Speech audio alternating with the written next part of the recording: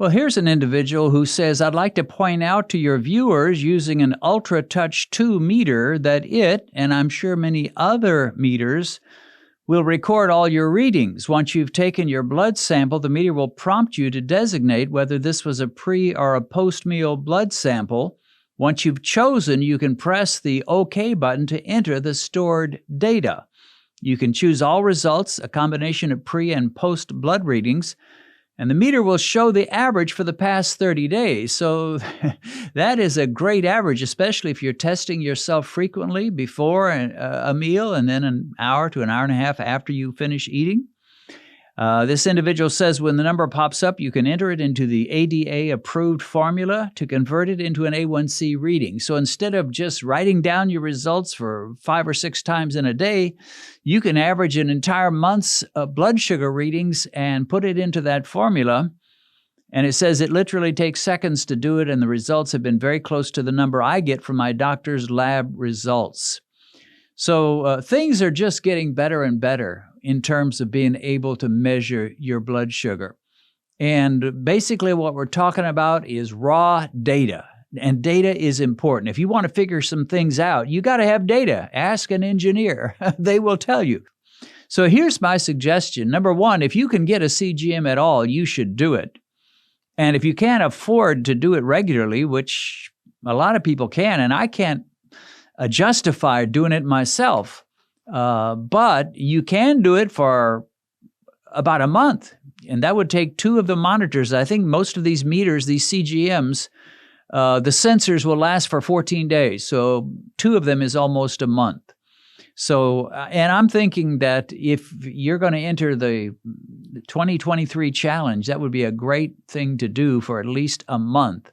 If you can't afford to do it for a month, get 1 sensor and do it for 14 days. You'll be amazed at all you'll learn, and it is so simple and quick. Just scan it with your scanner or your phone, and you'll find out what your blood sugar is, and it will keep a record of it, and you can easily average it and find out about what your A1C would be. So great thought. And he mentions that the Ultra Touch 2 meter will keep a record of that. Very cool.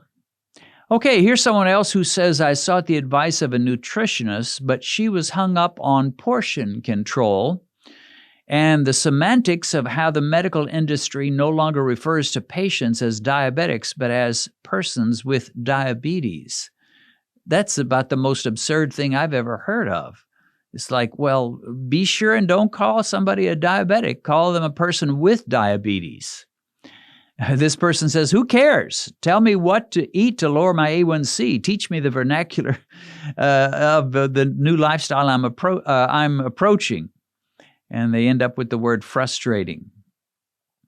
Yeah, so many people have such weird ideas, and they don't even get to the point. The point is, how do you get as quickly as you can from diabetic to non-diabetic in terms of your glucose numbers, in terms of your A1C, your fasting glucose, your estimated average glucose? How do you get to the non-diabetic level as quick as possible? And believe me, it's not going to be because you stopped calling yourself a diabetic and now you call yourself a person with diabetes. I mean, that's just the most ridiculous thing I've ever heard of. Let me put it this way. Let's suppose you're driving out in the country somewhere and it is freezing cold and there's a blizzard going on, a snowstorm, a blizzard, and your car breaks down, just shuts off. You can't even keep yourself warm. You get out of your car and you know you've got 10 miles before you'll get to any place where there's any shelter or any warmth at all, and it is like below zero, very, very cold. Then you've got really one objective, don't you? And that is get to that place of safety and warmth as fast as you can. Don't dilly-dally. Don't stop and sit on a log and think about the world's problems. Don't sightsee. You just put one foot in front of another and you get to the place of safety and warmth as fast as you possibly can. Well, that's exactly the situation for those that have diabetes.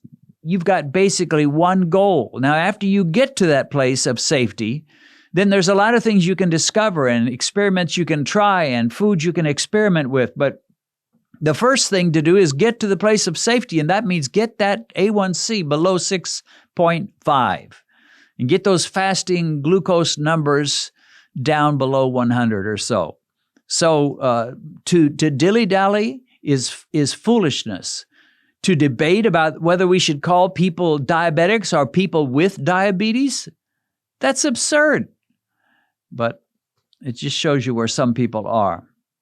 All right. Well, here's a comment, and I'll tell you, I try to be respectful of people. I mean, my Christian faith tells me to respect people. We're all made in the image of God.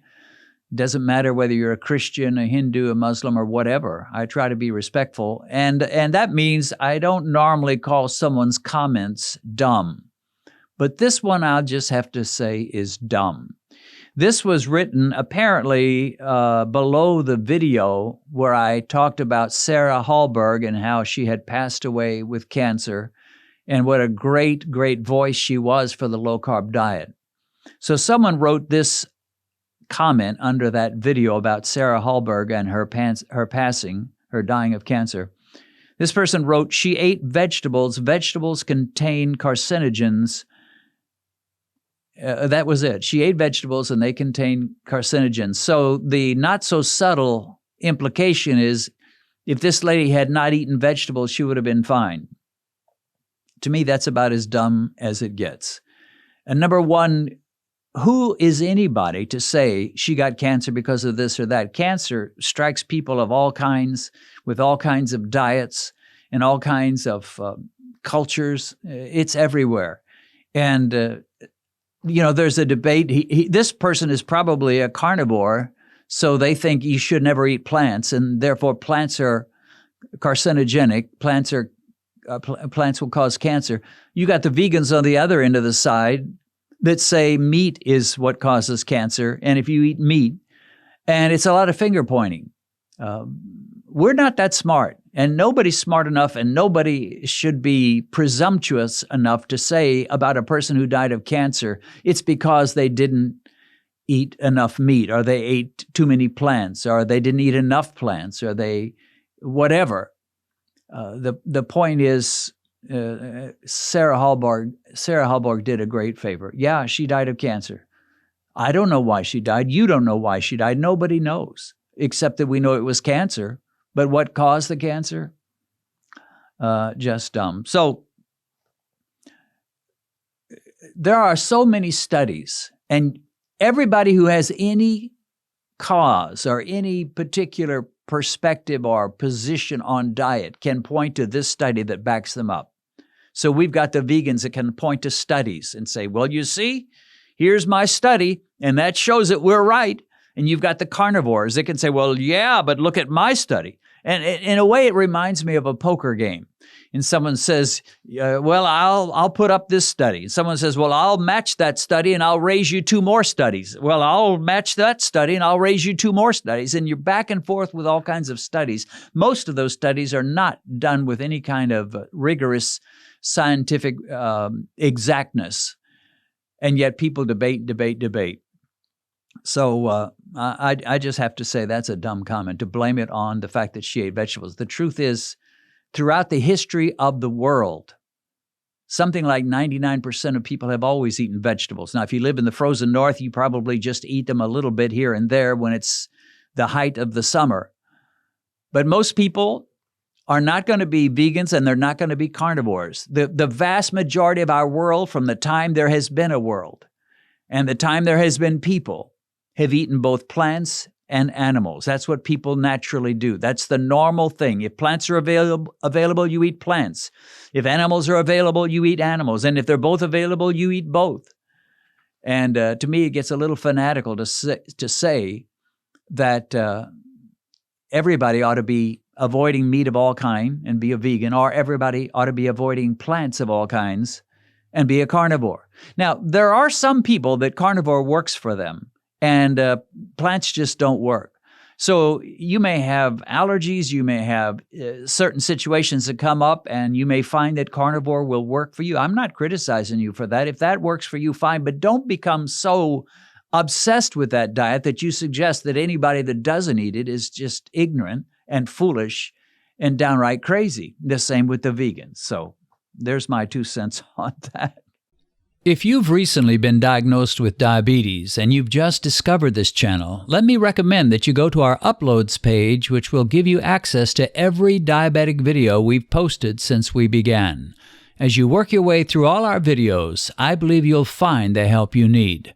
A link to our Uploads page is in the description.